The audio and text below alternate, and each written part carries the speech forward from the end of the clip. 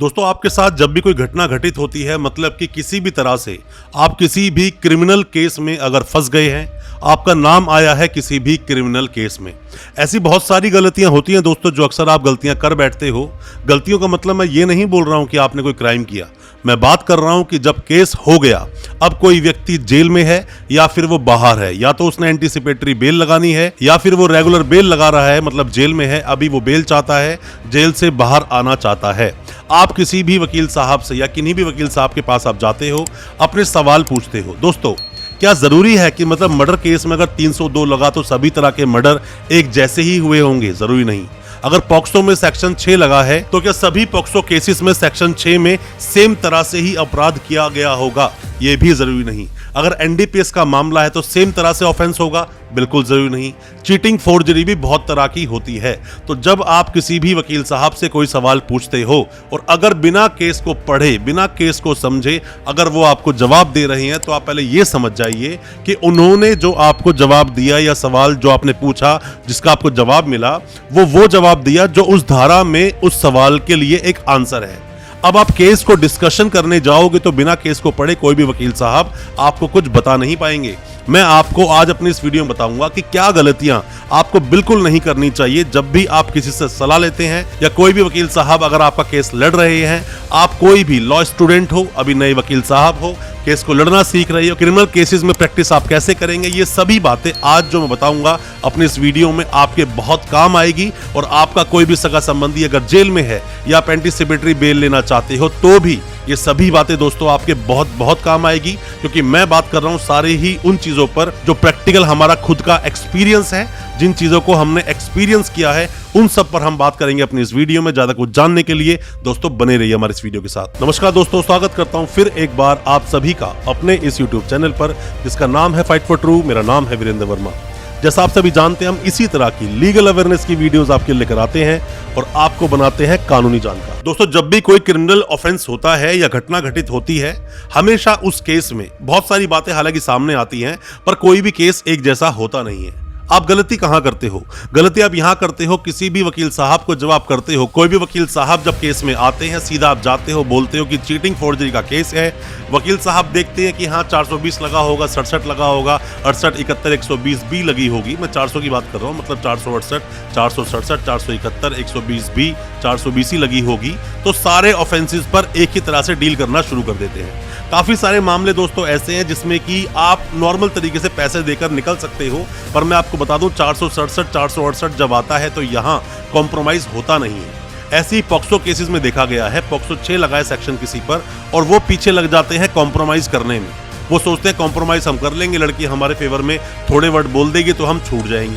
दोस्तों मामले जब बनते हैं ना स्टेट वर्सेस, मतलब कि अपराध दो तरह से होंगे, या तो किसी भी व्यक्ति के अगेंस्ट आपने किया होगा या फिर आपने स्टेट के अगेंस्ट किया होगा जो समाज के अगेंस्ट है। जैसे कि पॉक्सो जो मामला है दोस्तों, वो समाज के अगेंस्ट है, मतलब आप किसी भी छोटे बच्चे के साथ कोई भी अगर गलत हरकत की तो वो समाज के अगेंस्ट एक अपराध किया गया है।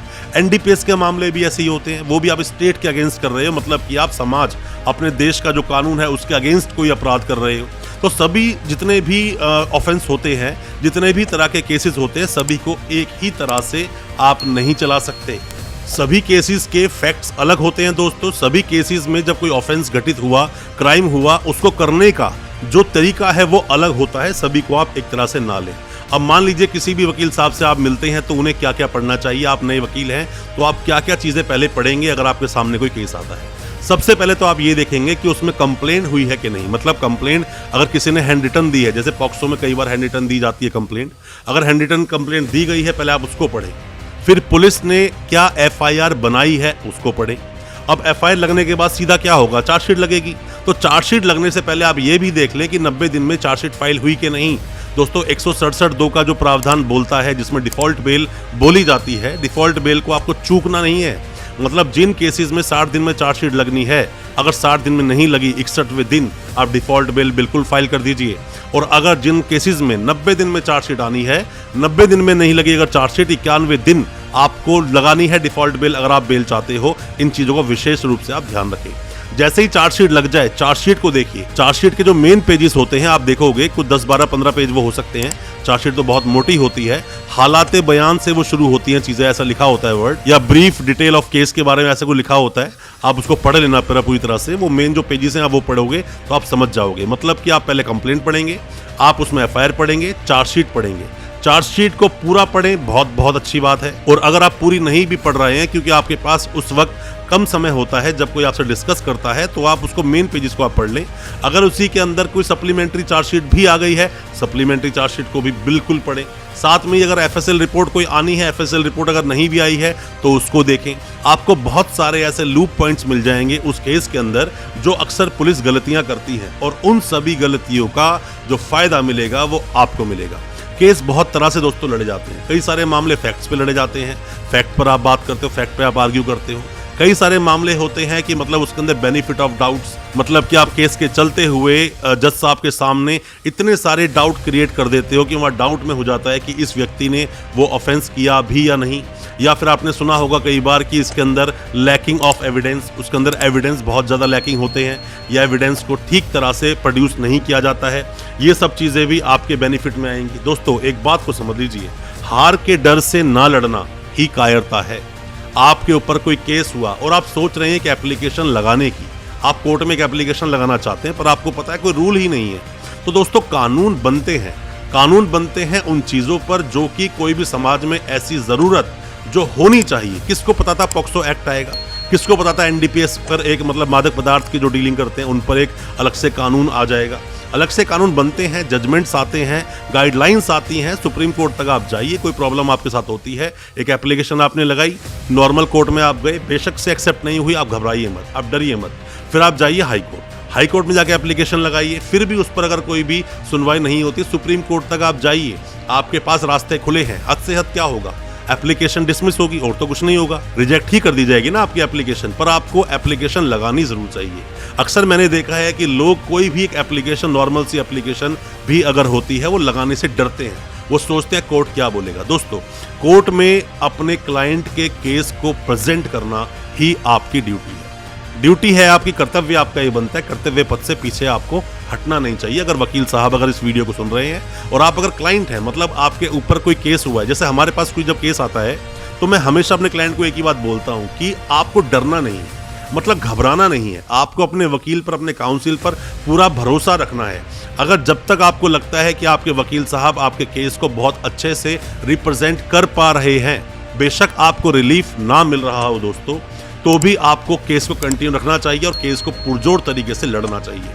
केस को लड़ना ही क्यों बोलते हैं, केस को करना क्यों नहीं बोलते? केस को लड़ने का मतलब आप अपने हक की लड़ाई लड़ते हो। बेशक से आपका कोई अपराध हुआ है, गलती से हो गया, फिर भी तो आपके वकील साहब आपका केस लड़ते हैं। तो आपको भी वहां पर निडर तरीके से डटे रहना है और साथ में हर चीज को पढ़ना है। 161 को पढ़ना है, 164 के बयान को पढ़ना है, एफआईआर को, कंप्लेंट को, चार्जशीट को, डिसमिसल ऑर्डर्स जो होते हैं। मान लीजिए कोई बेल आपके पास आ गई, सुप्रीम कोर्ट आपको बेल लगानी है, तो वहाँ पर आप सेशंस कोर्ट के पूरा डिसमिसल ऑर्डर ढंग से आप पढ़ो। जो इम्प्यूग्ड ऑर्डर जिसे आप बोलते हो वो बहुत अच्छे से पढ़ो। आप वहाँ पर हाई कोर्ट के जो ऑर्डर्स हैं, इम्प्यूग्ड ऑर्डर आप बोलते हो, जब आप जाते हो सुप्रीम कोर्ट में पूछते हैं कि इम्प्यूग्ड ऑर्डर आपने यहाँ लगाया कि नहीं, वो सब आप देखिए। अब मान लीजिए आप हाई कोर्ट में बेल लगाने गए हैं, पॉक्सो किसी भी केस में जो प्रोसिक्यूट्रिक्स है, मतलब जो विक्टिम है, वहाँ पर उसकी गवाही पूरी हो गई, आपने क्रॉस भी कर लिया, जिसे टेस्टिमनी बोलते हैं, टेस्टिमनी को लगाइए, टेस्टिमनी को बहुत अच्छे से पढ़िए। एनडीपीएस का मामला है, हर चीज़ को आपको कड़ी से कड़ी जोड़कर पढ़ना है। ऐसा नहीं है आपने पिक्चर से बना दी और आपने इसके जाके केस को प्रेजेंट कर दिया। आप जब तक ऐसे सीरियस मामलों में, पॉक्सो जैसे मामले, एनडीपीएस जैसे मामले, चीटिंग फॉर्जरी मामले होते हैं, मर्डर जैसे केसेस होते हैं, या फिर रेप हो या फिर गैंग रेप का मामला हो, ऐसे कई सारे मुकदमे आपके सामने आएंगे अगर आप क्रिमिनल वकील हैं। पर उनमें आपको हर कड़ी को एक दूसरे से जोड़ना है और कभी भी एक गलती बिल्कुल ना करें। मैं दोनों को बोलूंगा, चाहे आपके ऊपर कोई केस हुआ है या फिर आप वकील साहब हैं या आप नए अभी लॉ स्टूडेंट हैं, जो भी कोई मेरी इस वीडियो को देख रहा है, मैं आपको बता दूं, प्रेशर में आपको बिल्कुल नहीं आना है। बेशक से आपका क्लाइंट आपके ऊपर प्रेशर क्रिएट करता है, मेरी बेल लगाओ, बेल लगाओ, बेल लगाओ। आपकी तैयारी पूरी नहीं है, आप बेल बिल्कुल मत लगाओ। किसी भी चीज में हारने से अच्छा है उसके ऊपर और अच्छे से तैयारी करके उसको लड़ा जाए। आप उसके बाद हारते हैं तो बात अलग है, कम से कम आपके दिल में ये मलाल नहीं होगा कि आपने अपने केस को अच्छे से प्रेजेंट नहीं किया। आपको प्रेशर में बिल्कुल नहीं आना है और जो क्लाइंट आपको बार बार प्रेशर में रखता है, बेहतर है आप उसका केस ही छोड़ दो। केस छोड़ दो, ज़्यादा अच्छा है। जो आज आपको परेशान कर रहा है वो कल भी करेगा और आपको अपने हिसाब से केस को फाइट करने देगा नहीं। जबकि जब भी आते हैं, मान लीजिए कि जब डॉक्टर साहब किसी को ऑपरेशन थिएटर में ले जाते हैं, तो क्या यही क्लाइंट लोग अंदर जाते हैं, बताते हैं कि आप ऐसे ऐसे कीजिए ऑपरेशन? नहीं बताते ना। तो वहाँ डॉक्टर साहब को अपने आप ऑपरेशन करना है। तो उसी तरह से वकील साहब की भी ड्यूटी बनती है कि उस वक्त क्लाइंट के बिल्कुल प्रेशर में ना आए। हाँ, अगर वो कोई भी जायज़ और अच्छी एडवाइस आपको देता है, उस एडवाइस को लेना चाहिए। आपको वहाँ पर अपनी विद्वानता नहीं दिखानी चाहिए, उनकी बात को आप सुने, जो एप्लीकेशन बोले वो लगाएं। हो सकता है उन एप्लीकेशन से आपको बेनिफिट मिले, आपके क्लाइंट को बेनिफिट मिले, या फिर किसी भी तरह से केस का पूरा ही रुख बदल जाए। बट कोई भी एप्लीकेशन लगाने से पहले आपको घबराना नहीं है, डरना नहीं है। जो मैं हमेशा आपको बोलता हूँ, हार के डर से ना लड़ना कायरता की निशानी है। आपको कोर्ट में जाना चाहिए, वकील साहब को अपने क्लाइंट का पक्ष बहुत अच्छे से रखना चाहिए और केस को बिना पूरा पढ़े सामने वाले को कोई भी एडवाइस देना गलत होता है। आप सवाल पूछोगे, हम आपको जवाब देंगे।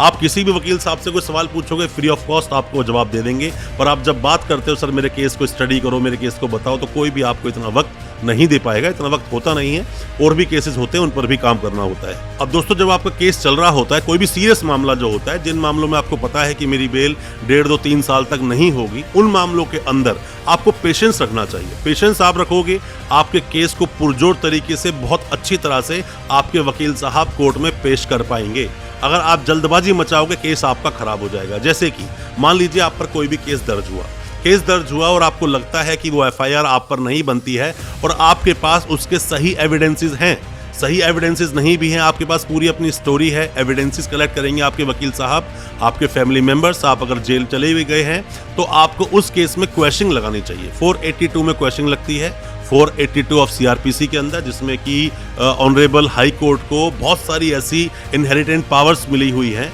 जिसका वो इस्तेमाल करते हैं। वहाँ से आपकी एफआईआर क्वैश की जा सकती है। उस पर पुरजोर तरीके से, बहुत ही अच्छे से आपके केस को प्रेजेंट करना होगा कोर्ट में। और अगर आपके वकील साहब बहुत अच्छे से आपके केस को हाई कोर्ट में प्रेजेंट कर पाए, तो दोस्तों मेरा मानना है कि आपकी एफआईआर क्वैश बिल्कुल कर दी जाएगी और आप उस केस से उसी वक्त बिल्कुल पूरी तरह से निकल जाओगे, बरी हो जाओगे, केस भी नहीं चलेगा और आपकी बेल भी हो जाएगी। इस क्वेश्चन को आपको जरूर देखना चाहिए। अब मान लीजिए दोस्तों, आपने क्वेश्चन लगा दी, आप समझते थे ऐसा कि आपके ऊपर वो एफआईआर दर्ज नहीं होनी चाहिए, फिर भी एफआईआर दर्ज हुई और आप पर वो मुकदमा चल रहा है। अब आपको करना क्या है? मान लीजिए उसके अंदर पुलिस एक चार्जशीट लगा देती है, उसके अंदर चार्जशीट भी लगा दी और फिर भी आप ये बोलते हो कि नहीं, चार्जशीट गलत लगाई गई है उसके अंदर, तो चार्जशीट को भी आप री इन्वेस्टिगेशन के ऑर्डर करा सकते हो या फिर फर्दर इन्वेस्टिगेशन के ऑर्डर भी करा सकते हो। चाहे री इन्वेस्टिगेशन करवाइए, फर्दर इन्वेस्टिगेशन करवाइए, आपके पास कुछ सबूत हैं, दलीलें हैं जो आप कोर्ट में दे सकते हो। तो वहां फिर से आप हाई कोर्ट जाइए या फिर उसी कोर्ट के आगे भी आप एक एप्लीकेशन लगा सकते हो। री इन्वेस्टिगेशन कराओ या फर्दर इन्वेस्टिगेशन कराओ, इससे भी आपको बेनिफिट दोस्तों मिलेगा जरूर। इस भी चीज को आपको इस्तेमाल करना चाहिए। आप करते क्या हो, इन्वेस्टिगेशन हो गई पूरी, चार्जशीट लग गई है, अब सीधा बेल की तरफ जाते हो। बेल पर मत जाइए अभी आप। अगर आपको लगता है कि केस झूठा है तो पहले आप वहां पर री इन्वेस्टिगेशन का करवाइए ऑर्डर। आप पूरी चार्जशीट को पढ़िए, उसके बाद आप जब ऑर्डर लेंगे तो वहां से हो सकता है कि काफी चीजें आपके फेवर में आ जाए। पर ये बहुत सारे मैंने देखा है कि अक्सर जो नॉर्मल प्रैक्टिस में जो वकील लोग प्रैक्टिस करते हैं वो इन चीज़ों को फ़ायदा उठाते नहीं है, या फिर क्लाइंट लोग भी इस पर ध्यान देते नहीं है क्योंकि आपको उन चीज़ों की नॉलेज नहीं है। आप केस को डिस्कस कराते नहीं हो या फिर आप केस को पूरा पढ़ते नहीं हो। सलाह आपको किसी भी अच्छे वकील साहब की जरूर लेनी चाहिए। अब मान लीजिए कि इसके अंदर क्या हुआ, क्वेश्चन लगाई, बात नहीं बनी, आपने चार्जशीट को री इन्वेस्टिगेशन करवाया तो भी आपकी बात नहीं बनी। अब चार्जेस पर गाड़ी आती है। जैसी चार्जेस पर आपका केस पहुंचे तो चार्जेस पर आपके वकील साहब को बहुत ही स्ट्रांगली आर्ग्यूमेंट करना है। बहुत स्ट्रांगली अगर चार्जेस पर आप आर्ग्यूमेंट कर पाए तो मेरा मानना है डिस्चार्ज कर दिए जाओगे अगर चार्जेस नहीं बनते हैं, या फिर कई सारे ऑफेंसेस या कई सारे जो वहाँ पे कलम आपके ऊपर लगी है, कई सारे जो आपके ऊपर सेक्शंस लगे हैं उनमें से कई सारे सेक्शन हटा भी दिए जाते हैं। इन बातों को भी आपको ध्यान रखना चाहिए। ऐसा नहीं है कि चार्जेस को सीधे जाके कंसील आप करा दीजिए, सीधे जाके आप बोलें कि नहीं हाँ चार्जेस आप कंसील कर दो, चार्जेस आप लगा दो, मैं साइन कर देता हूँ। उस पर आप पूरी तरह से आप आर्ग्यूमेंट कीजिए, बहुत अच्छे से आर्ग्यूमेंट कीजिए। मैंने आपसे क्या बोला बार बार कि केस को लड़ा जाता है, केस को चलाया नहीं जाता है। केस को चलाइए नहीं, केस को लड़िए। अगर एग्रेसिवली आप अपने केस को डिफेंड करते हैं, केस को लड़ते हैं, डिफेंड होना एक अलग चीज है, डिफेंड करना केस को अलग चीज है, और केस को लड़ना दोस्तों अलग चीज है। डिफेंड करना मतलब आप डिफेंड कर रहे हो सिर्फ उस चीजों को, पर लड़ना मतलब आप अपनी चीजों को एग्रेसिवली रिप्रेजेंट कर पा रहे हो, प्रेजेंट कर पा रहे हो कोर्ट में। अब मान लीजिए चार्जेस फिर भी लग गए, तो आप क्या करेंगे? आप रिवीजन में जाइए, रिवीजन में जाइए, हाई कोर्ट जाइए और जाके बोलिए कि मेरे ऊपर ये चार्जेस नहीं लगते हैं, फिर भी ये चार्जेस मुझ पर लगा दिए गए। दोस्तों, चार्जेस पर अगर आपने बहस कर ली अच्छे से तो वहां डिस्चार्ज आप हो सकते हो, पर एक बार अगर चार्जेस लग गए, चार्जेस लगने के बाद में अगर आपका केस आगे चला गया तो वहां क्या होगा? या तो एक्विटल हो गए या कन्विक्टेड हो गए। पर जब तक ये केस चलेगा आपके सर पर एक तलवार लटकी रहेगी हमेशा कि मेरे केस में क्या होगा, कहीं सजा ना हो जाए। तो बेहतर है कि इतना आगे आने से पहले